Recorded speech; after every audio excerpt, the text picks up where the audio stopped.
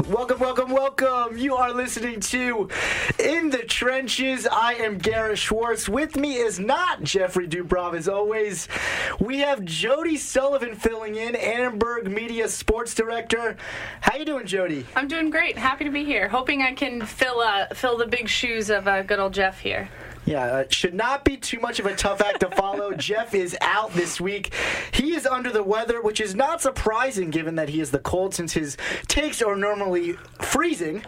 But yeah, what a win for USC on Saturday. Arguably the most complete performance of the season for the Trojans, beating down the Arizona State Sun Devils following a rather pathetic performance the week before in South Bend.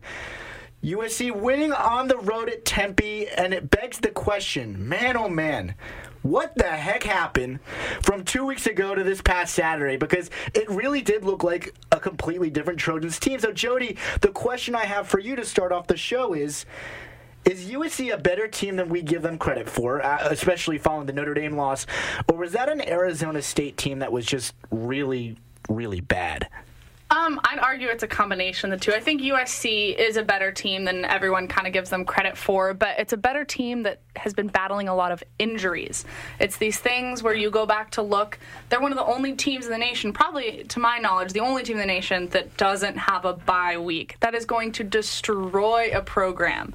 So looking at that, and you can tell they had some injured players come back in and made immediate impacts both on the defensive and the offensive side of the ball. Yeah, and I totally agree. You know, last week when Jeff was here, we talked about who should take the blame for the performance against Notre Dame. And, you know, some people have blamed T. Martin in the play calling.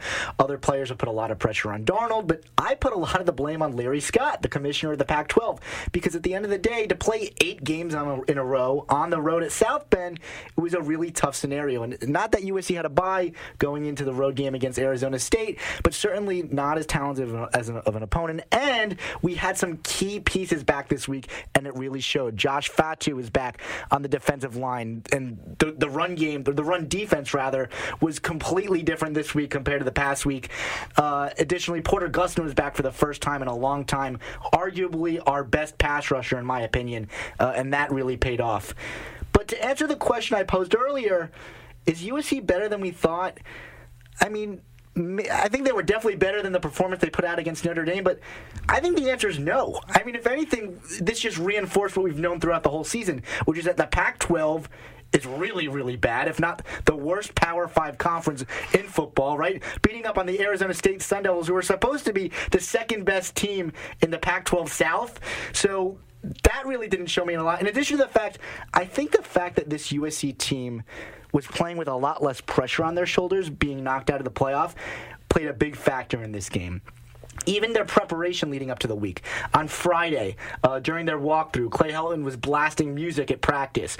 On Saturday, rather than trying to cram a game plan, Zach Helfand of the LA Times reported that Clay Helton instead was blasting cues of Reggie Bush and Clay Matthews to motivate his players. I think Sam Darnold is a player, you know, it's been written about many, many times, who plays calm, right? He at times this season, it looks like he's had a little bit too much on his shoulders. So what this past Saturday showed to me is not that this USC team is more talented than they've showed in previous weeks, but rather it's a team that can dominate worse opponents and plays better when the pressure is off. What are your thoughts? I think the pressure being off is really key for them. You saw some quotes throughout players from the week that just focusing on themselves, not trying to beat themselves up, not even really leaving anything up to the opponent. And it's like they were able to take a deep breath, step back, and play a game and a type of football that everyone thought that they were capable of. Granted, still I don't think they have ever this season been at the level that they were at, number 4 at one point in this season, which is, in my opinion, absurd, but it's fine.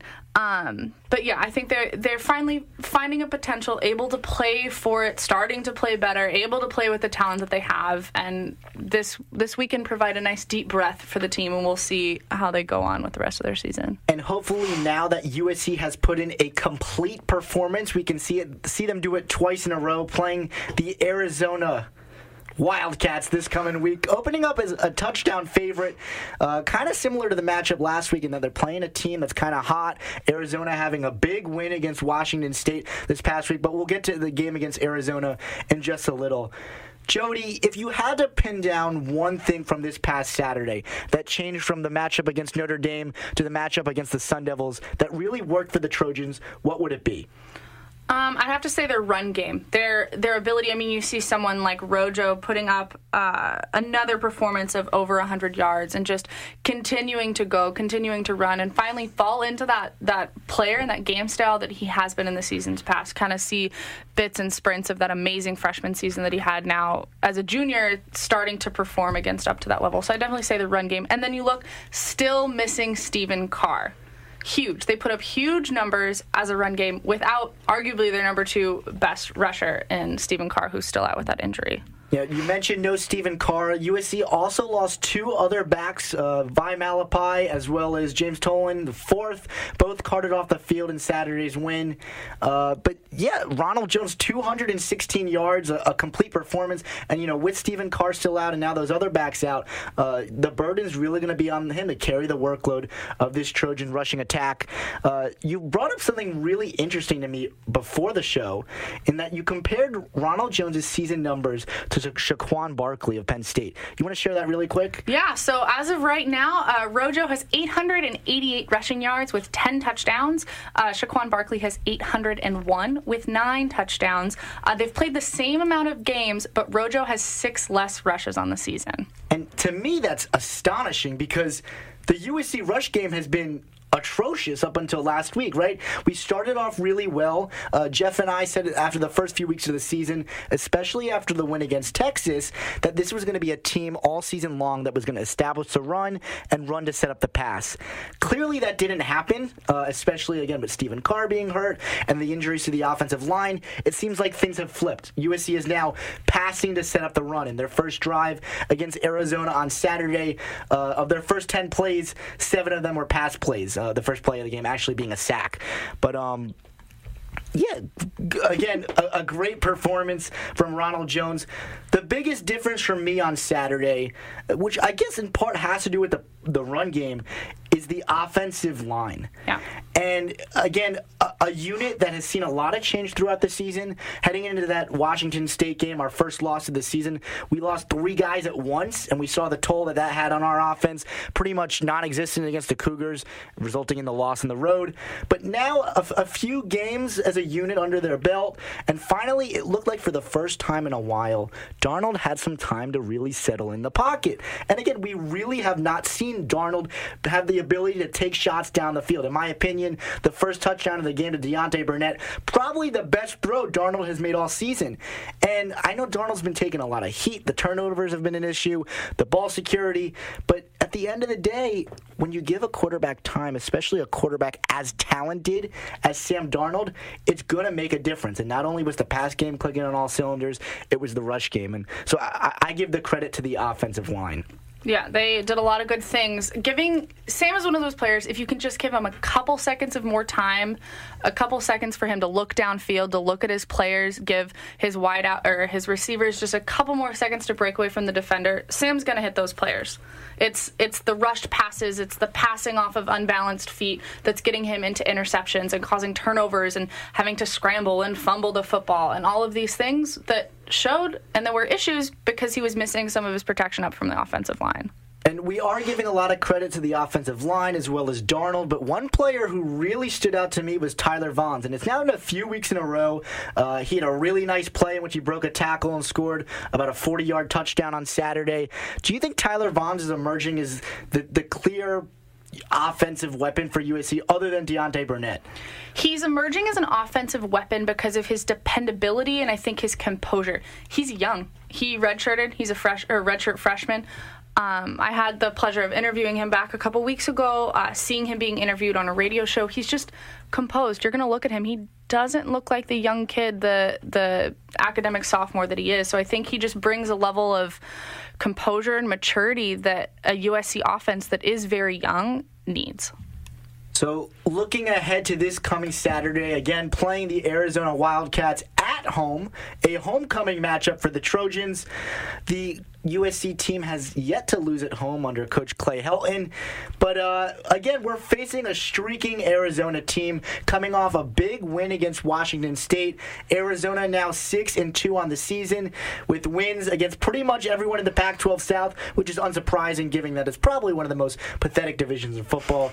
Beating Cal, UCLA, Colorado, and Utah. And again, their one win against a ranked opponent in Wazoo.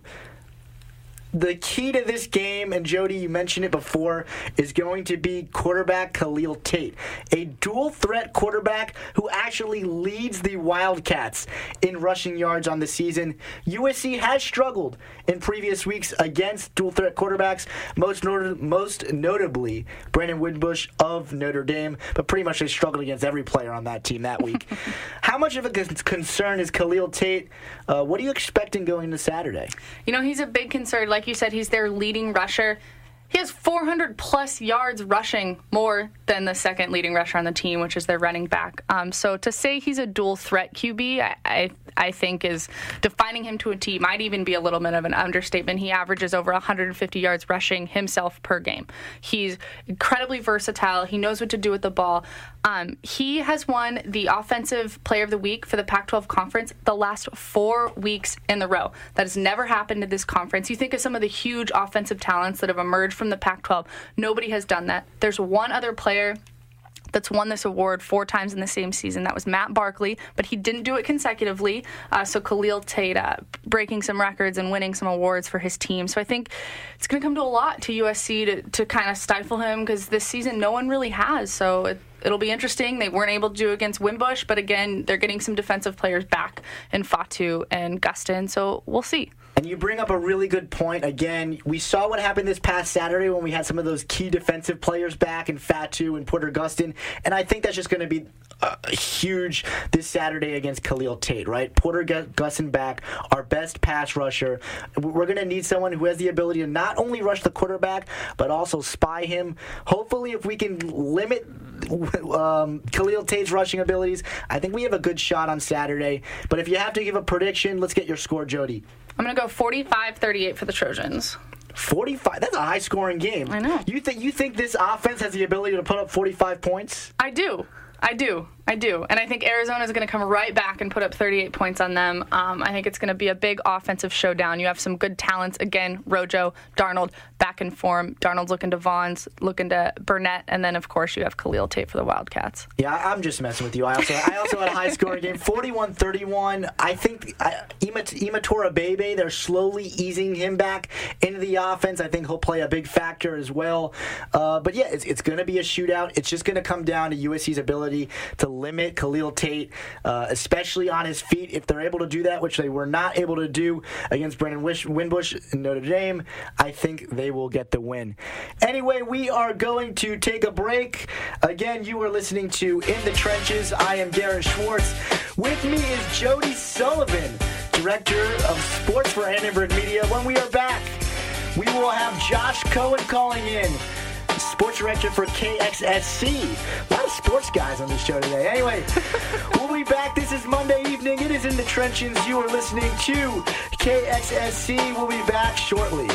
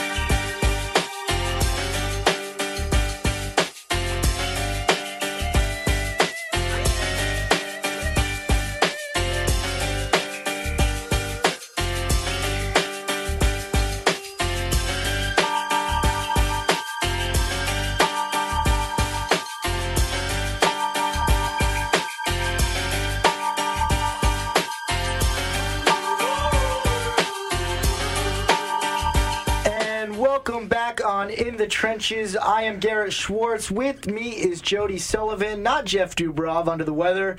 And now calling in is Josh Cohen. Josh, you there?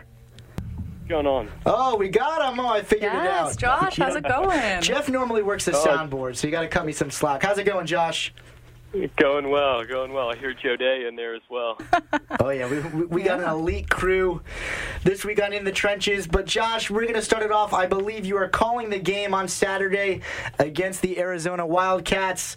Jodee and I were just talking about quarterback Khalil Tate, a dual-threat quarterback, to say the least. And dual-threat quarterbacks have certainly been an issue for this USC team, most notably Brendan Winbush of Notre Dame 2 weeks ago. So the question I have for you, Josh, is Khalil Tate going to be the best quarterback that we've faced all season? And how much of a concern is he on Saturday? Yeah, at this point, I really don't see how we could say he won't be the toughest, just based on the problems that Brendan Winbush really challenged USC with. I mean, at this point, just based on what Tate has done, I mean, obviously the highlights are pretty jaw-dropping, but the consistency from him, I think, is the big thing. So right now, it'd be hard-pressed to say he's not going to be the toughest quarterback that USC's faced. Obviously, they faced a very different kind of quarterback in Luke Falk. Was really good at all the pre-snap reads and that kind of thing, but maybe lacked the mobility. Then they faced the zone read king and Brendan Winbush, a bit more of the type player that Tate is, and they struggled mightily. So the challenges will be immense for USC, especially when you look at the rushing totals that Tate puts up regularly. You know, if you're USC, what do you do? How do you prep for Tate? Obviously, like you said, struggling against Winbush. What does Tate maybe pose that now that they've played a dual threat quarterback as good or at the level of Tate? Kind of, what do they do prepping for Khalil? Yeah, no question. I mean, obviously, the first thing you do is you live in the film room and you realize what happened against Notre Dame, and you look at all those situations, all those scenarios that Winbush posed you with, because they're not identical quarterbacks, but I think that's going to be the first thing. It's just maybe realizing when to stay home, you know, in certain situations, maybe realizing the tendencies, those kinds of things. So I think that's one thing. Notre Dame's offense wasn't particularly dynamic and complex with the play calling. It was more just the execution, and the reads were so good from Winbush. They don't have more than a couple running plays, but they executed them so well. So I think it's just knowing in the moment when to stay home. Going with your instinct, I think, will be key for the outside linebackers in particular. But the other big thing that they can do is just put a lot of pressure in terms of maybe coverage, sacks, those kinds of things. Read the eyes of the quarterback, whatever it might be. Get a little pressure on him and make sure he doesn't get into a rhythm. Brandon Winbush, it's easy to look at that Notre Dame game, and I know we keep going back to it, but that's the best prototype that USC is going to have to work with. And one of the things is it's easy to say, Winbush didn't get into a rhythm throwing. He only completed 9 passes. But the thing that really stood out in that game is he had 2 touchdowns of 20-plus yards in the first quarter alone, and the game was over. I mean, the game was over at that point. He was cozy in that game. And the second half, they didn't need to throw the ball because they had such a big cushion. But also, Winbush was casual out there. Not casual in terms of sloppy, but he was so comfortable in the game. You can't let Tate get that kind of comfort level. And that's really the key, is you kind of have to stop he's not a passing quarterback first. If you allow any, big completions down the field like USC did against ND, 2 of which went for touchdowns, it's going to spell major, major problems. And Josh, I think there are 2 key differences for USC in facing another dual-threat quarterback. Number one is we do have Porter Gustin back. You mentioned how USC needs to keep Khalil Tate off balance, and I think having our best pass rusher back is going to make a big difference. Additionally, that Notre Dame team had Matt Adams, and when you have a guy who can run the ball like he does, it's much easier to set up the pass. Arizona not going to have that luxury. Beyond Khalil Tate, though, is there 1 or 2 guys who USC should be worried about on Saturday? Yeah, no question. I mean, obviously the running back, J.J. Taylor, is really good. You guys don't need me to tell you that. He's a beast. I would say Nick Wilson. I know he's been dealing with an ankle, so I know he's questionable for the game. But if Nick Wilson can go, obviously he's a veteran guy. We've seen him for years. The kid can play. So the ground game, I think just all the running backs for Arizona for sure. But a couple guys that maybe we're not thinking about, go flip side. I think you got to look at the Arizona defense. This team's rattled off 4 straight wins, and I think the difference with them this year is their defense can play a little bit. Yeah, they gave up a lot of points in the win over Wazoo last week. Josh Rosen, put up 30 on them, that kind of thing. They still won those games handily, and they played well. Jace Whitaker is a really good corner. Just getting to know this kid's playing style and that kind of thing, but good feel for the game. Had a couple picks against Rosen. earlier this month. Just looks pretty natural out there. I know he's a Southern California kid. Obviously, means game's going to mean a lot to him. But he seems to just have a good reading. And then Lorenzo Burns, his cornerback partner. This team lives in the nickel. We hear nickel is the new base, all that kind of stuff. That's this team. Their DBs are the strong suit. And, their pass rushers might not be the best in the conference. But if you want to talk about coverage sacks, I think they've got the guys. So I'd say Jace Whitaker and Lorenzo Burns are the two guys. And they're corners. So, might not steal all the headlines, but I think they can really play. They'll really challenge USC on the perimeter. So Arizona, a team that's streaking similar to Arizona State last week, right? Arizona State was coming off against back-to-back wins against Washington and Utah. Arizona this past weekend, the big win against Wazoo. So the question I have for you, Josh, and Jodee and I were kind of talking about this at the start of the show, is based on this past Saturday for USC, was the big win for USC, the dominant, complete for performance, a product of USC turning the corner, or a product of the Pac-12 South Division being really, really poor, Arizona State being wildly overrated, and an Arizona team on Saturday that also could very well be much worse than their record indicates? What are your thoughts on that? Yeah, I'm kind of with you on that. I think we all love to overreact, and we can't help it. But when we see Arizona State hold Washington to just 7 points, when they beat them, and we're saying, oh, big upset, and ASU has it this year and that kind of thing, USC thumped them, and it was the same old ASU team. And that's with all due respect to them, what Todd Graham and them are doing in Tempe. I believe it's a slow but steady rise for them, but I don't think ASU is all that different this year. And I just think Manny Wilkins and them, they do some nice things, but I still just felt like I was watching, that team from 3 years ago. So I'm not going to, react too much to that win at all against ASU, especially because the game was over so quickly. So I think USC is turning the corner, but I think this game is going to be much more of an indicator just because ASU, I think they are still an inconsistent team, and we saw that. And maybe they were dealing with kind of riding a high and then, dropping back down to a low. But, I think the Arizona game is going to be a much bigger test in terms of USC's consistency and whether or not they can turn the corner. I'm with you. Not totally convinced after that thumping, though they obviously did some good things. So, you talk about this big test. You have Tate. You have some strong corners for the Wildcats. Josh, what's your prediction for Saturday? Yeah, I think lower scoring than we're thinking. Just kind of my gut feeling on this one. Not what we were thinking. 17. Yeah, I think, I don't know. We're always thinking this game's going to be 50-49, and that would be entertaining. Although it wouldn't be the most convincing thing for USC fans to see Tate run all over the place, getting to see a quarterback like this in person is always fun. So 50-49 would be fun, but I'll go 27-17 USC. I think they're going to figure it out, and like you're saying, I think just containing him on the ground, if they can, not let him get into any rhythm through the air, then he becomes more one-dimensional, keep points off the board, USC by 10. So Josh Cohen, just like Jodee and I, picking the Trojans to beat the Wildcats, helping Clay Helton stay undefeated at the Coliseum, and we would put the Trojans in sole first place of the Pac-12 South. Josh, before you go, we have one more segment for you. It's one of my personal favorites. It is called the Blitz, where basically you are going to be put in a rapid-fire situation. We got 10 questions for you. You have to answer as soon as possible. Josh, are you ready for the Blitz? I cannot wait.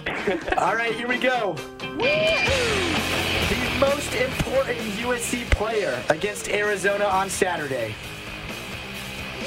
I gotta admit, I can hardly hear you with the music. I'll turn it. I'm just fired up over here. An Atlanta Thrashers game. Most important USC player against Arizona.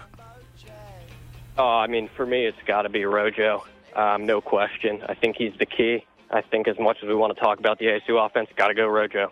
Favorite drink at the 9-0? Water. Great answer.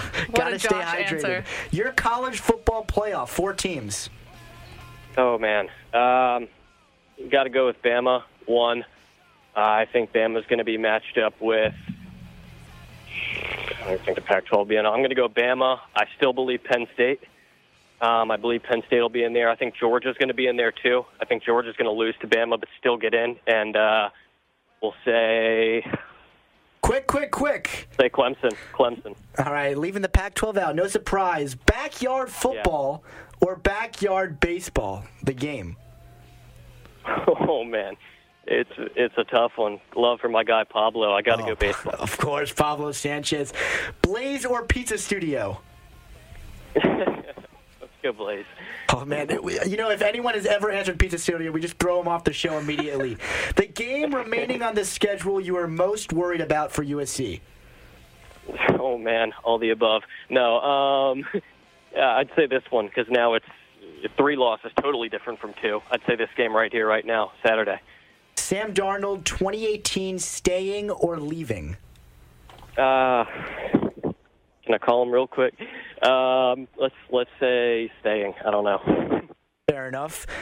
What bowl game will USC play in? The Holiday Bowl, the Alamo Bowl? Yeah, let's go the Holiday Bowl. They seem to have a nice thing going there. Your Pac-12 championship matchup?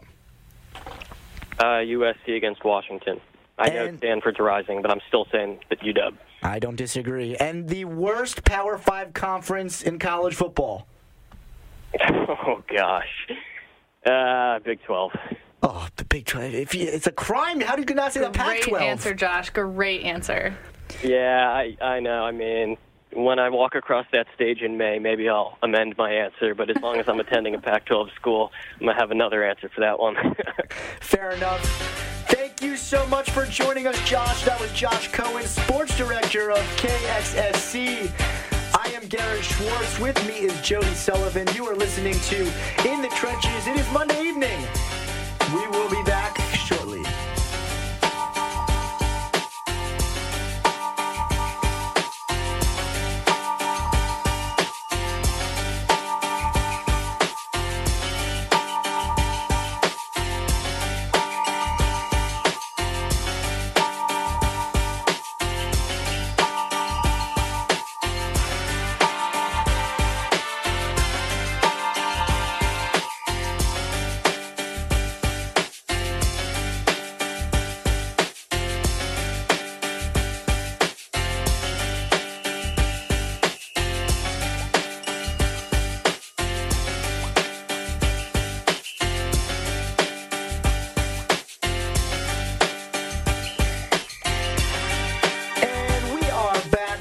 In the Trenches. I am Garrett Schwartz. With me is Jodee Sullivan. Jeff Dubrov out this week under the weather. And we're going to talk some baseball because wow, oh, wow, has it been a spectacular, unbelievable, possibly the greatest ever World Series. And I know, Jodee, if the Dodgers were up 3-2 right now, it would definitely be the best for you. But you can't deny this has been some entertaining baseball. For those of you who don't know, Jodee is a big-time Dodgers fan. Her blood pressure's been up about 100 points over the past week. So I'm not even going to ask you who you think is going to win this one. But what I will ask you is, what do the Dodgers need to do to come back in this series, down 3-2? 2 games coming up at home tomorrow night, Game 6. What are your thoughts, Jodee?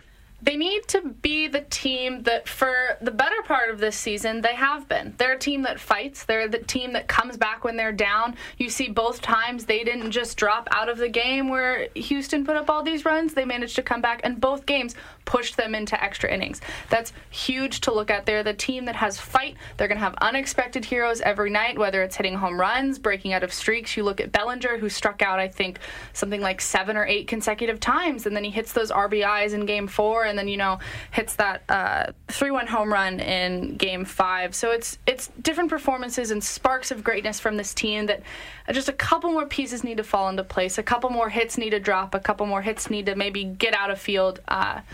Things that they need to control, and they need to be the team that they've been. I think that their bullpen definitely needs to step it up.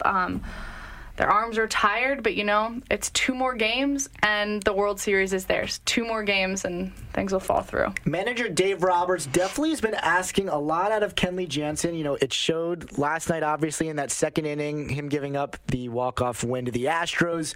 You talked about sparks of brilliance. I think the Dodgers have shown that. It's just Houston's done a phenomenal job of matching them and one-upping them, at least in the past 3 games.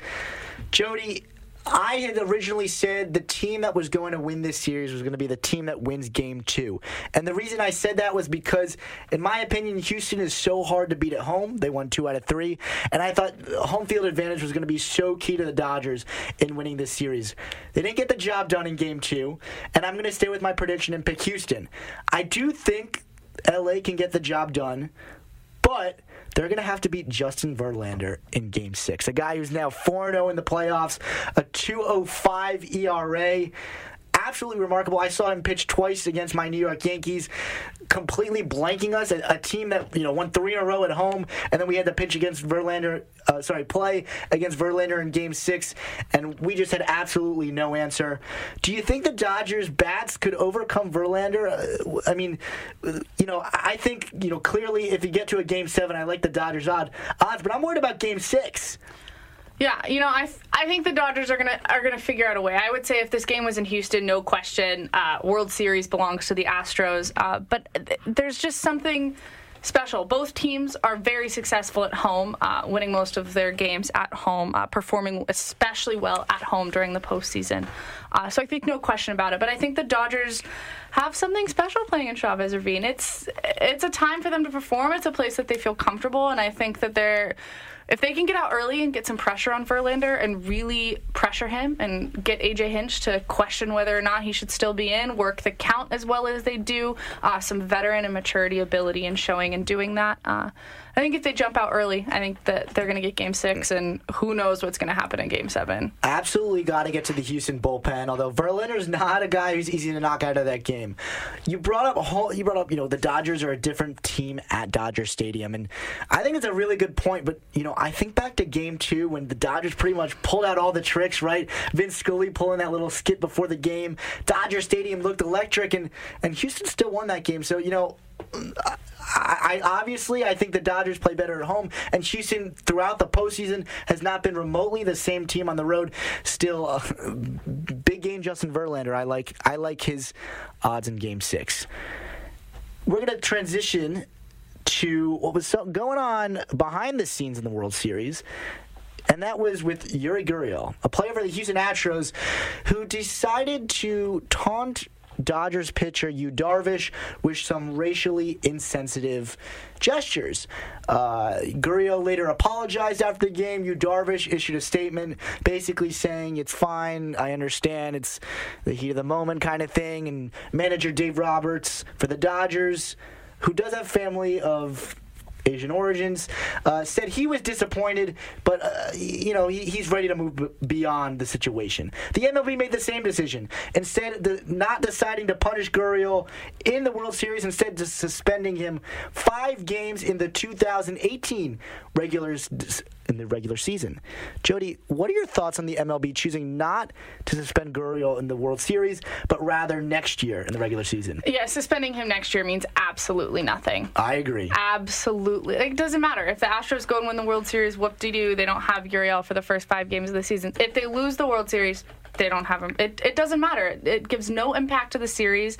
One of the things that I don't know if it was Rob Manfred that had said it or just another MLB kind of official, saying that, we don't want to punish one player that's inherently going to punish the other 24 on the no, MLB is a team sport. All of these professional sports are team sports. No, that's a stupid excuse. Granted, yeah, of course, if they were to bench him, he's been able to have an immediate impact on the series, hitting home runs, taking the lead in games with his hits and his offensive performances. But the MLB needs to come out with a strong stance. I think it's something that all these leagues all professional leagues really can learn from and take stances and say, no, this is a problem that is occurring all throughout the nation. Racism is not a new thing. It's not going away. It's still here and it's still present. We, as an organization, can have a chance to be no, this is bigger than baseball. This is having more of an impact. Let's cut it off. Let's do a suspension. Inside, they decided to brush it under the rug and move on to Game 3 or Game 4. And baseball being America's pastime, in my opinion, really does seem like it's living in the past with regard to diversity and inclusion and political stances. I mean, you look around, the three biggest leagues in America, right? It's the NFL, the NBA, MLB, NHL kind of trails behind a little bit. But you look at the political activism in those leagues. Obviously, the NFL, pretty much every player's taking a knee these days, right? In the NBA, stars like LeBron James, Dwayne Wade, Russell Westbrook have not been shy in addressing the media and taking a stance on key issues like this. And now, the MLB in a huge national platform, a huge stage, the World Series, when Gurriel's caught on television doing this stuff, right? There's memes, there's thousands of people responding. For them not to take a stance, in my opinion, was really, really disappointing.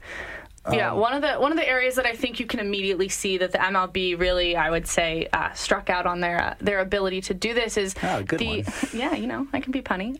The amount of fans throughout these last couple of games following Uriel's gestures that have done the eye gesture, that have been caught on camera, have been posting pictures of themselves like on social. Like, you've got to be kidding me. MLB shows that it's okay. The Astros show that it's okay. The Astros could have sat and benched him for a game. They didn't. They chose to start him.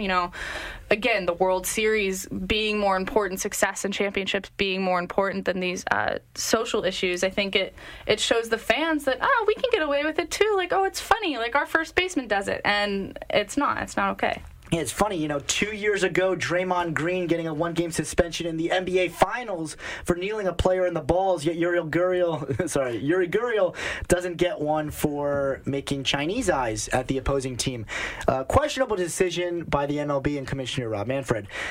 But the biggest story of the World Series so far, and I think you'll agree, has been the long ball. Yeah. Home runs, 22 so far through 5 games, the most ever already in a World Series.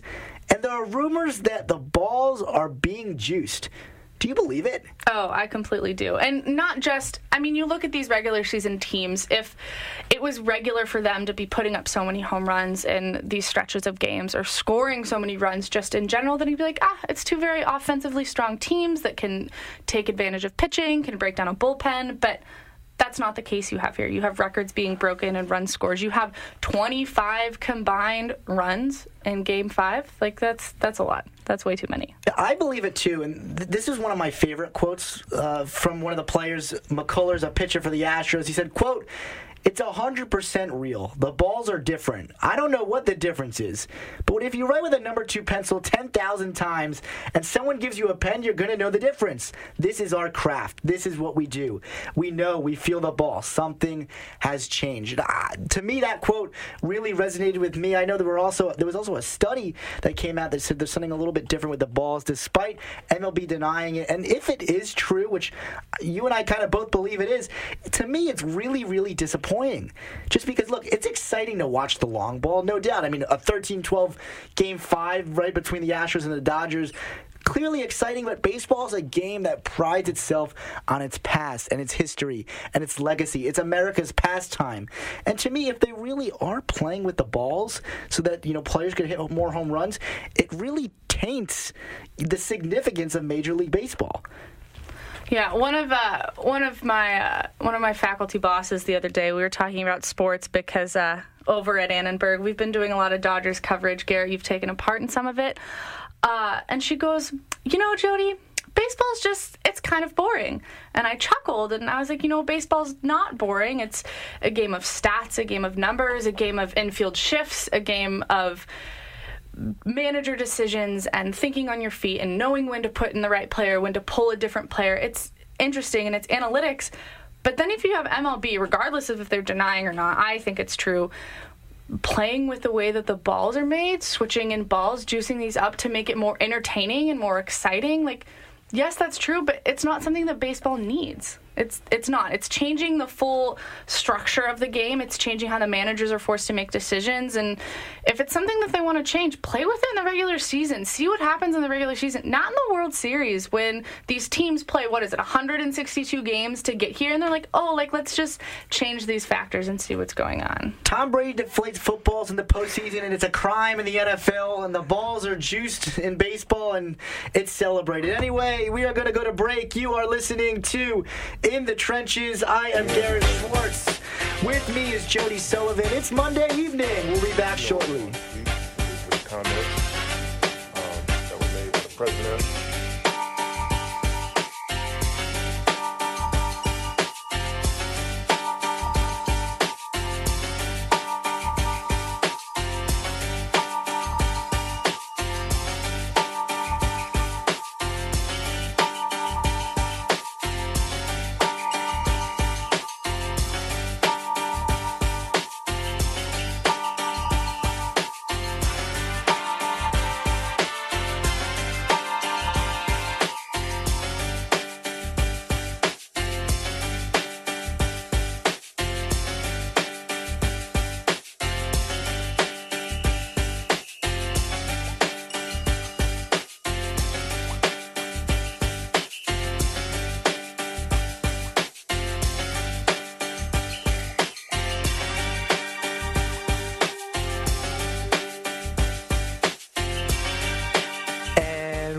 Back on In the Trenches. I am Garrett Schwartz. With me is Jodee Sullivan. Jeff Dubrov out this week under the weather, supposedly. Do you believe Jeff?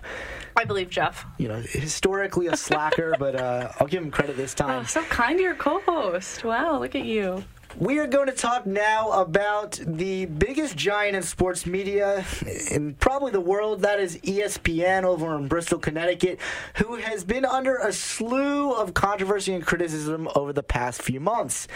There was the Jemele Hill scandal a few weeks ago in which she made some political tweets and ESPN suspended her.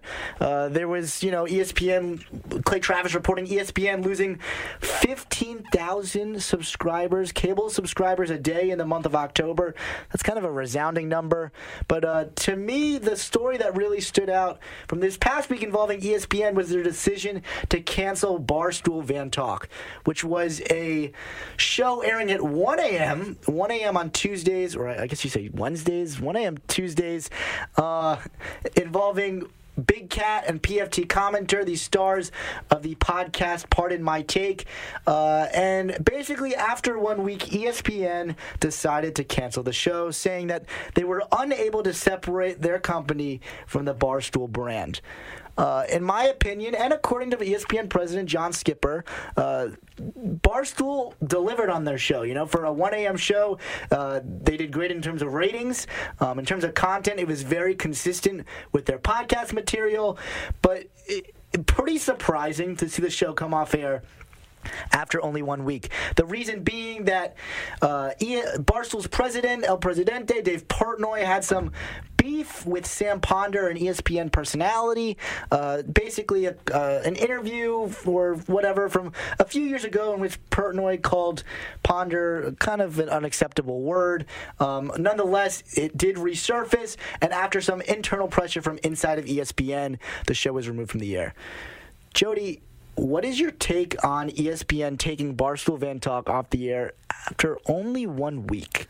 Frankly, I don't know why they brought them on in the first place. I think you think of Barstool, you think of ESPN, they're drastically different companies. They're putting together very different products. Barstool is known for pushing the edge, making some questionable decisions in some places. But I don't know why ESPN thought that they'd be able to have a Barstool show that they could then distance from the product that Barstool creates. It's silly to have to ask. If you're going to bring people from Barstool, you're going to bring two of Barstool's more popular talents and podcast hosts, they're going to produce the content that they produce for Barstool Sports on an ESPN produced show. I think it's silly that Skipper says, we can distance Barstool. No, you can't. It's something that they have in their company's identity that just does not match up with what the product ESPN wants to create. So, frankly, I'm completely not shocked that it got pulled after 1 week. And what's most astonishing to me about this situation is that debate and that issue of distancing themselves from the Barstool brand was acknowledged during the 8-month process of establishing the show. There was a debate inside Barstool and actually with ESPN and what to call the Barstool show, right? Was it going to be Pardon My Take and kind of just have the same name as the podcast show and distance themselves a little bit from the Barstool brand? But ultimately, Barstool Sports decided they wanted to have some form of Barstool involved in the naming of the show to really capture and capitalize on that national platform that ESPN has. And that decision really did backfire for both ESPN and Barstool. Yeah, and I think it's naive, again, of ESPN to go through 8 months of planning and think that they can make this decision. Yes, ESPN is known for being the sports network giant, all of these things. They carry all of these programs. They have the top talent. Again, thinking that they can exert their power over Barstool. Barstool doesn't care. Barstool's going to produce the product that they always produce, and that's what ESPN got, and ESPN was surprised about it. I don't know. I think it's naive. This was not a rash decision, right? It was well thought out. Yeah. 8 months of planning. I mean, I know it was announced only a week or two before, but a pretty well thought out decision. It's not like anything unexpected came out of the situation. My take, Jodee, is ESPN might need Barstool more than Barstool needed ESPN. And now look, it's a little naive of me to say that because unquestionably ESPN, the worldwide leader in sports, the global sports media giant, they have the national platform that Barstool lacks. However, right, the report came out today. Clay Travis reports ESPN losing 15,000 cable subscribers a month.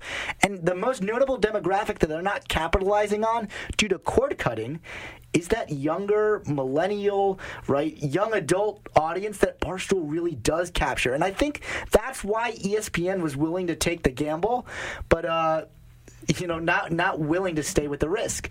And to me, it's going to be really interesting to see what ESPN does going forward as their business model is constantly under attack. You talk about that younger audience that Barstool can kind of attract because they push the envelope. Our age demographic wants things, they're going to push the envelope. And something, again, that ESPN is kind of lacking. I think ESPN has so many resources and has the talent and the money realistically at their fingertips to produce a product themselves that can push the envelope, but they don't want to. They're going to look at the reserve takes. They're going to be drawn more towards the seasoned talent that they've had there for so long. Something that I think Fox Sports does really well is gets new, fresh talent, gets people to want to watch, to have good original content, original shows, and interesting personalities. I think of someone like Nick Swisher, I'm going to watch any show he's on because he's absolutely hysterical. One of my favorite Yankees. Yeah, outside of the fact that he's a Yankee, I think he's a good on-air talent that, again, is something that Fox Sports has been really good at building, is building talent. You see someone like Katie Nolan, who I personally really like. Now she's at ESPN. I don't think necessarily they know what to do with her just yet. She's bouncing around all these other shows. So I think if they can find a place for her, can find a show for her, I think they're going to slowly start to build that millennial audience that they really crave. Jodee, I know you do have one more beef with ESPN.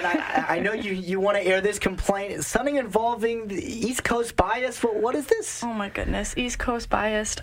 Yeah, so it's a thing. It exists. I think that people try to brush it off and pretend that it doesn't actually happen, but it exists. ESPN, of course, at least in my opinion, again, I'm biased, favorites the SEC, is going to give SEC any airtime that they need, and it's going to forget some of the other top schools over on the West Coast. One of the things that comes to mind as a USC student is College Game Day. Going into USC, I was like, man, I want College Game Day on campus. That sounds like an amazing weekend of football, an amazing weekend of sports. Yeah, it's my senior year, and they haven't had College Game Day. Which I think football has posed their own problems and reasons as to why College Game Day has not appeared. But Desmond Howard, who's one of the College Game Day hosts over the weekend, he tweeted out, I'd like to see Khalil Tate in person and Sam Darnold. He appears to have his stuff together again at College Game Day in Cali. So me being me and the College Game Day fan that I am, I quote tweeted him. He ended up responding saying, not a tease at all, my honest feelings. If it's my decision, we'd be there. I think interesting take for him to have that, but I don't think that they'd find themselves on a West Coast school. Yeah, I'm going to defend ESPN here. I mean, number one, 80% of the population of the United States lives in the Eastern time zone, so that's number one. And number two, and I've said it a couple times on this show already, the Pac-12 sucks. I mean, look, when USC football was at its peak, that 2005 Pete Carroll year, ESPN ran a 10-episode special on is USC the greatest college football team of all time. Credit is due where credit is due, and credit is not due in this case. This Pac-12 conference does not deserve 1 ounce of national spotlight attention. I mean, look, should USC and Notre Dame have been put on National Game Day 2 weeks ago in South Bend? Unquestionably. That being said, was there any other matchup this season in the Pac-12 that remotely warrants College Game Day? I'm not quite so sure. Anyway, we got 10 minutes left. And we are now going to go to Plug the Gap NFL Halfway Point Edition, where basically Jodee and I take turns filling in the blank. So, Jodee, I'm going to kick this one off. First question, blank has been the biggest surprise of the season so far. Rams have been the biggest surprise of the season so far. And why?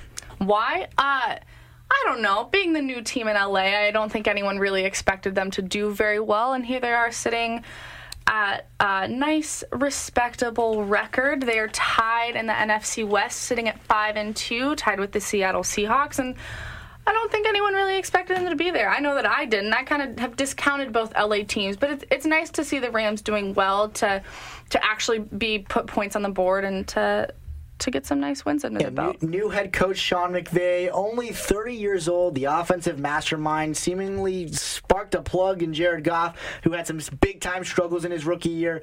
The Rams have definitely been impressive. I'm going to say the Jets have been the biggest surprise of the season. This is a team who's got 4 wins, which is about 4 more than pretty much anyone thought. And they are the better team in New York right now, which is a good segue to a question we got coming up soon. But I would say the New York Jets, look, are they a great team? No. The fact that they're competing with the Patriots for the AFC East at this point in the season, that's pretty remarkable to me. The most exciting player to watch this season has been Juju Smith-Schuster. That kid, he's talented, of course. He's finding success on the football field, but what's been most fun to him is his social media presence. His mastermind creation of touchdown celebrations have been great. This whole thing where his bike got stolen and all of his teammates are retweeting him, I think it's bringing a lot of attention to a good Steelers team, and he's making a name for himself, being the youngest player, to score the touchdowns he's had on the season. But he's dynamic, he's exciting, and he's young and has a nice career ahead of him in the NFL. Juju Smith also showing up adult film star Mia Khalifa on Twitter last week. Credit to Juju Smith. I'm going to say the most exciting player to watch has been Deshaun Watson, the quarterback for the Texans, a dual threat, right? We've talked about how fun dual threat quarterbacks are to watch, but a guy who just buys himself time. He's got an arm, right? He makes amazing plays on his feet. But to me, what was so special this week, I know they came up short against the Seahawks, but 4 touchdowns after a week in which their owner referred to the players on the team as inmates. To me, Deshaun Watson has been remarkable in his rookie season. A very, very good candidate for Offensive Rookie of the Year. Blank has been your biggest disappointment of the season. The Raiders. I thought that they were a good team last year, put together some good wins, and then you go ahead this year, they got 4 straight losses at one point in the season this past weekend, losing by 20 points to the Bills. I think, of course, they had the suspended Marshawn Lynch not playing, so we'll see. They have the Dolphins next week to see if they can bring that spark back. But, yeah, I'd say the Raiders have been cut the Raiders a little bit of slack. No Marshawn. They were without Derek Carr for a few weeks. The season has been the biggest disappointment of the season. I mean, at points, the NFL has been pretty unbearable to watch.